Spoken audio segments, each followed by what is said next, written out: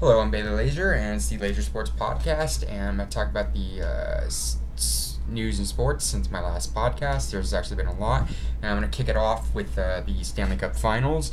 It's been pretty back and forth. Pittsburgh was able to take Game 2. Game 3 ended up being a different story as the Predators finally got in the series, won that game 5-1. Pekka Rinne had a great game in Game 3 and a great game in Game 4 as they won that game 4-1. Pekka Rinne, he has saved, after giving up, I believe it was like 8 goals. He's given up he's only given up 2 goals, and he's had 50 saves out of the 52 shots he's possibly saved. And the Predators have been able to get back and tie this series up. It's been a pretty interesting series.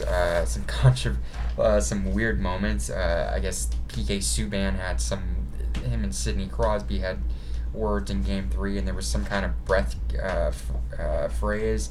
And I guess as a joke, when going into the Nashville Arena in Game 4, he brought Listerine mouthwash. So it's just weird. But big game, Predators stepped it up, and home ice advantage has been pretty big. Both so far, the home team has been 4-0 in the Stanley Cup Final. As Game 5 will be tomorrow.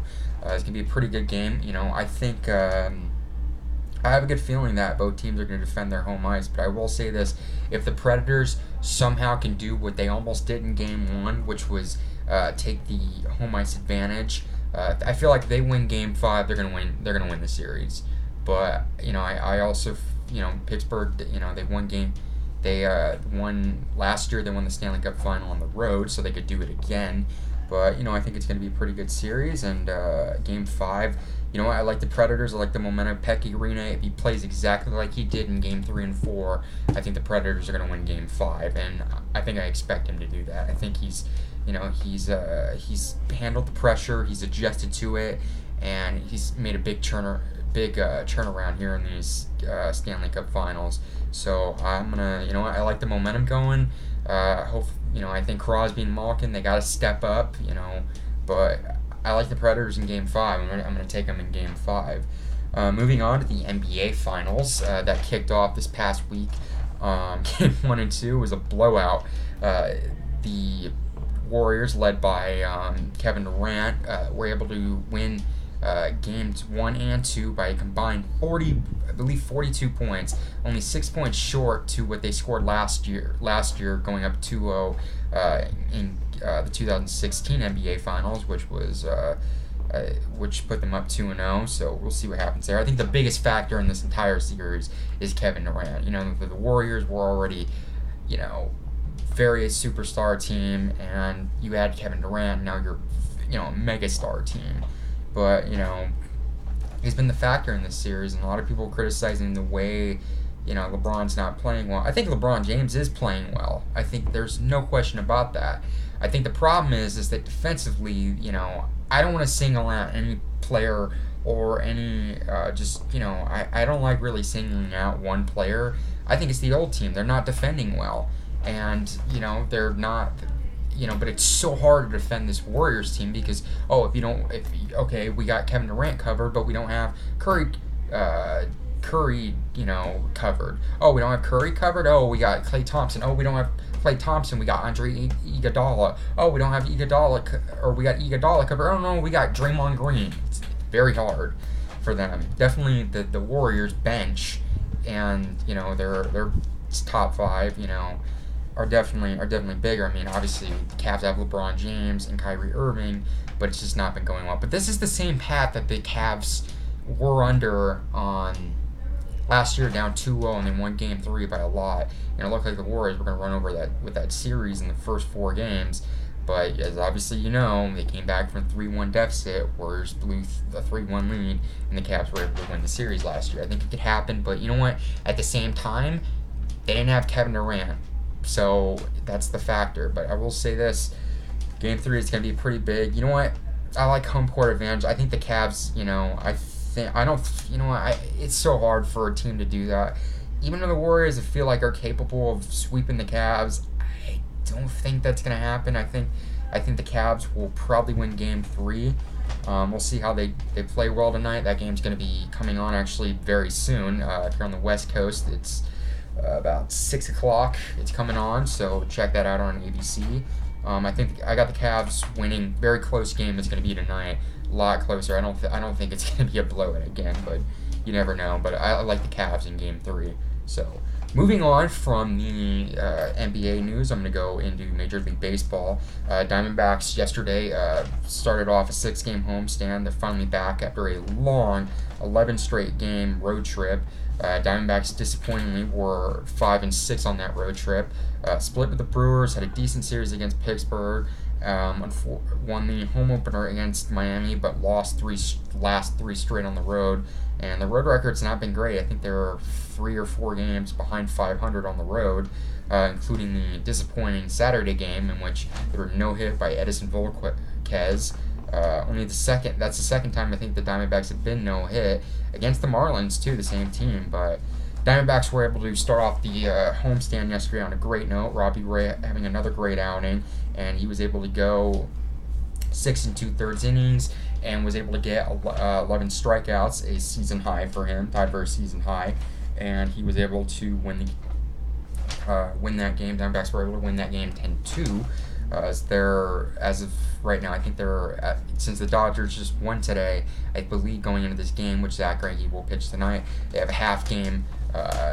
They're a half game behind second place in the National League West, but they're also a half game back of the top wild card spot.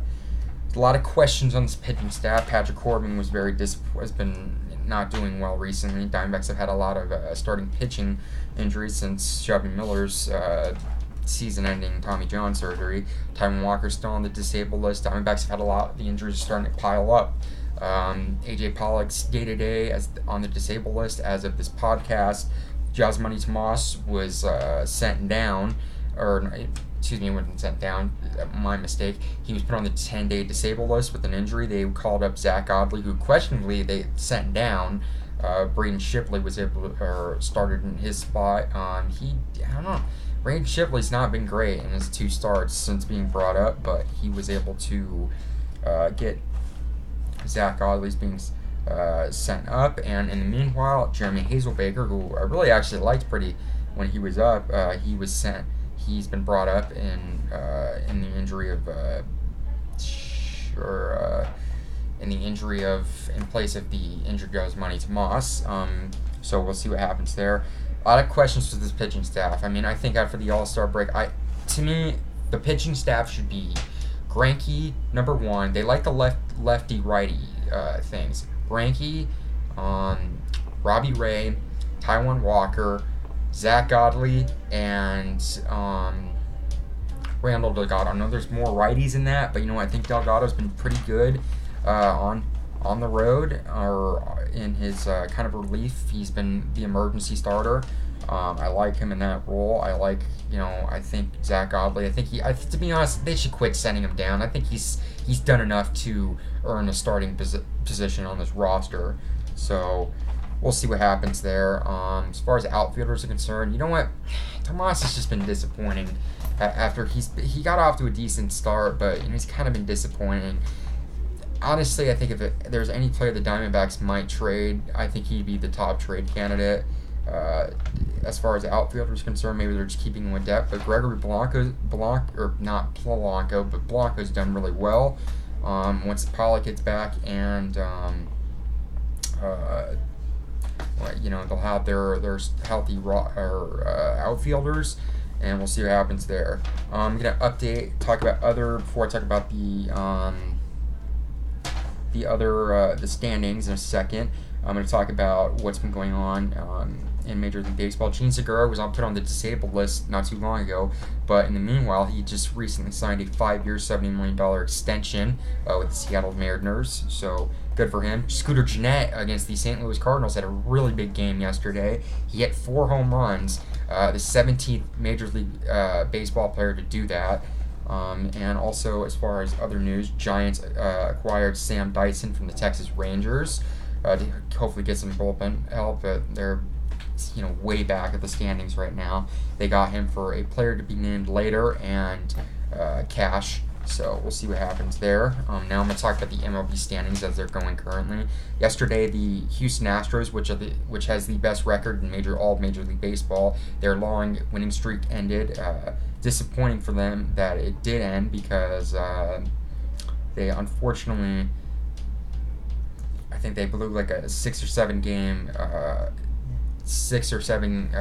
run lead, and unfortunately lost that game yesterday, but still have the best record after winning a lot of games. I think they had like a 10-game winning streak or whatever was going on, but disappointing for them. They're still atop of the National League West with a 42-17 record. Like I said before, best in the American League and best in all of baseball. The Yankees still have a 1-game lead over the Boston Red Sox. Baltimore is in third, not far back with a 2.5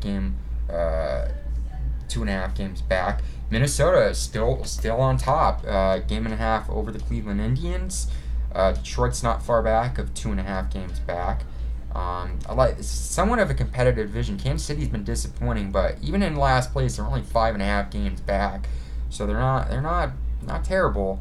Houston, like I said, they're atop and they're way over the lead. Congrats to Albert Pujols. Speaking of the Angels, you got his 600th home run this past Saturday, so good for him. Nationals, despite losing today, they still have a 12-game lead over the Atlanta Braves and the Mets, who are in second and third place in the National League East. They have the best. They are I think have one of the best records in the National League. I think so. Chicago is tied with Milwaukee for the lead. Chicago, after losing 6 straight, they're on a good roll. They've won 5 games in a row, and they're tied with the Milwaukee Brewers for first place in the National League Central. Cincinnati's in third with only 3 games back. St. Louis is in fourth with 3.5 games back, and Pittsburgh is in last with 4.5 games. So man, the Centrals in both leagues are pretty decently competitive. And Colorado has a 2-game lead over the Los Angeles Dodgers. Diamondbacks are in third place, 2.5 games back. As of right now, the wild card spots are right now in the American League. Boston and Baltimore have the top are the wild card teams. Boston's number 1, Baltimore being number 2. Cleveland's a game and a half back behind Baltimore, and the Diamondbacks and the Dodgers have the top wild card spot along with the Arizona Diamondbacks. Dodgers, since winning today, they have a half game back. If the Diamondbacks win, they'll be tied for the top wild card spot. Cubs are 3.5 games back, and along with the Milwaukee Brewers, who are both tied for their division. So we'll see what happens there. That's it for my Major League Baseball. And lastly, I'm going to talk about the NFL. A lot of news with the NFL. I feel like I haven't talked about it a lot during the offseason, but it's been kind of a slow offseason as any offseason, especially as long of a offseason the NFL is. Jets made a lot of moves. They traded Calvin Pryor to the Cleveland Browns. They cut their long 10-year linebacker David Harris, and according to Adam Schefter, they're going to trade or cut Eric Decker. That's going to be a pretty interesting. He's one of the receivers that are going to be in free agency. It's not the only one I'll talk about in a minute. 49ers signed Elvis Dumervil, the former Raven. Seahawks, it was rumored that they were looking at Colin Kaepernick. They passed on Colin Kaepernick and signed former Rams quarterback Austin Davis. As far as Cardinals news is concerned, Robert Nikomdeach has got a strained hamstring he's dealing with. He could be missing the rest of minicamp. John Brown's also dealing with a hamstring issue again. Andre Ellington, despite was experimenting with the wide receiver position, he has been moved to running back. I think overall that's I think they're doing it for depth. So, and then one of the big shocks that happened this past week, Jeremy Maclin was released by the Kansas City Chiefs. He was visiting with Buffalo, but I believe Buffalo signed another wide receiver. I can't remember his name. If you guys want to comment on who that receiver is, let me know. And so, like, a couple receivers on the market, I'm surprised the Cardinals, who are they got to think about future-wise with the receiver. John Brown's dealing, J.J. Nelson, still kind of unproven, I think. John Brown's dealing with some injuries. They did get that receiver from Grambling State, but Larry Fitzgerald, 34. This could be his last year. I think the Cardinals, they definitely should look at either Eric Decker or Jeremy Maclin. I'm surprised they're not looking at either of them, but we'll see what happens. I think they should get another wide receiver for some depth, and who knows, maybe they'll surprise the Cardinals. But that's it for my podcast this week. Thanks everybody for watching. If you're a fan of my movie reviews, I just finally came out with my spoiler-filled review of Alien Covenant. If you guys like, I do another podcast occasionally. I'm on the channel GNR Central, where we talk about the rock band Guns N' Roses and what's been going on around them. I was on the podcast this past Sunday, so if you guys are a fan of that or just want to see me talk, feel free to watch that. I'll have descriptions of both the movie review and that other podcast. Thanks everybody for watching. Follow me on Twitter at BaileyLeasure96.